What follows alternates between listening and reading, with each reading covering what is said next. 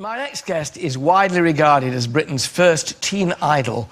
Generations before today's star-making machinery got into gear, he went on to be a king of stage and screen and even a respected sculptor. Now, 56 years after his first hit single, he's still treading the boards, this time as Scrooge in the West End. He says to me, every time I come on, I look old and I've got long hair. It's for the part. Ladies and gentlemen, please welcome Tommy Steele.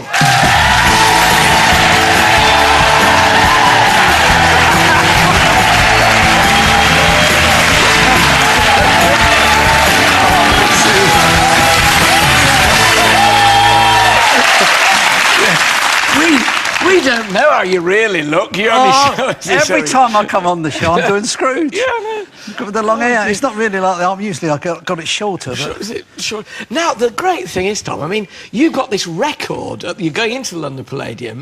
In 27th of October, you've been in there. You've got this record at the Palladium. So tell us about it. I think it's nearly 2,000 performances now. Not in the same show, but it's over all the years. I've done so many shows there. I did pantomime there in the late 50s, early 60s. Singing in the Rain, of course. I did Hans Andersen, Scrooge, of course. Yeah. But, I mean, it's like home to me. I mean, there's so many things have happened to me. I have good shows and things happen, you know. There was one time, talking about Scrooge, it was round about Christmas time, and the box office manager came backstage to me, and because there's always this ritual that we've always had over all the years and all the performances, that the box office manager comes round and says, you know, everything, the show's going to go up on time. He said, we're going to be a little bit late tonight. He said, Mrs. Mac has arrived. So I said, sorry? He said, there's a lady down in the foyer called Mrs. Mac. He said, she's come from the Outer Hebrides. He said, it's taken her 3 days to get here. She's come by boat, by bus, by horse and cart, train. He said that she's turned up with a little bit of paper. And she's walked into the box office with a bit of paper, and she's given it over to the counter. And the box office manager said, well, what's this? She said, it's from my island. She said, it's from the postmistress. And on this bit of paper, it said, the date of the performance, the seat number, signed Mrs. so-and-so, so-and-so, and stamped from this little post office. So the box office manager said, but where's your ticket? And Mrs. Mac said, oh, she said, I've got the piece of paper from the postmistress. So he said, but there's no record of you. There's no money that's come from the ticket. You have no ticket. We better go and check the seat. And they went up and they looked at, dressed, you know, a Royal Circle, B row, 27, someone sitting in it. So he went back and he said, so we were in this terrible state with this little lady. He said, the place was sold out, we couldn't get a seat for her. He said, but then I found this little, have you ever noticed in theatres, you sometimes see against the wall these little flip-down seats called an usher's seat? Yeah. He said, would you mind sitting there, Mrs. Mac? Oh, she said, I don't mind at all. And she's sitting in, and he said, so the show started. So we did the show. Interval comes. So he comes back and he said, I've just been to Mrs. Mac. He said, with an ice cream. And he said, I said to her, are you enjoying the show? She said, oh, it's lovely, she said. But when's Barry Manilow coming on?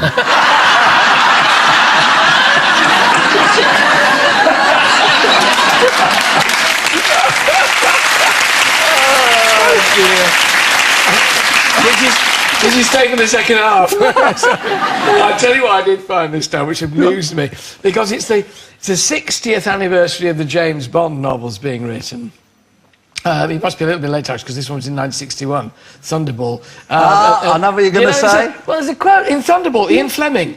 This youth, thought Bond, makes about £20 a week, despises his parents, and would like to be Tommy Steele. Yeah. I mean, what's that? But, you know. I found out about that standing on the beach in Jamaica, which was in about 1960. And I'm sorry to name drop, but I was standing there with no coward. Oh, I'm sorry. You're going to drop a name, drop a big one. And then this fella came up with a long cigarette holder, and he said, I've just put you in my latest book. And I had no idea who he was. And I found out later that he wrote these books about James Bond. Because it wasn't until the film started coming out that a lot of people like me, that came to the books, because it wasn't that kind of... You either read those kind of books or you didn't.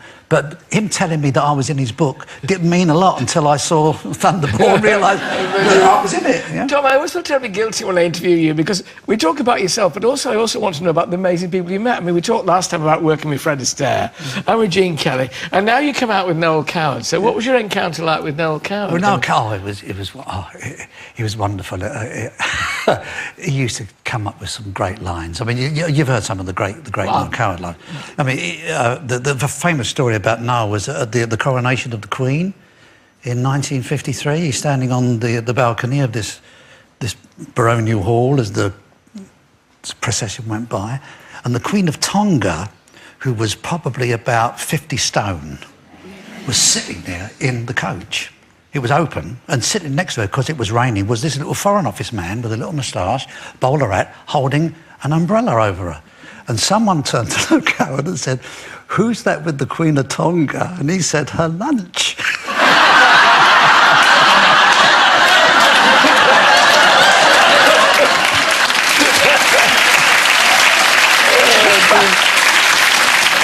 Did you stay with him out there? Because it was Ian Fleming's that was Firefly, wasn't it?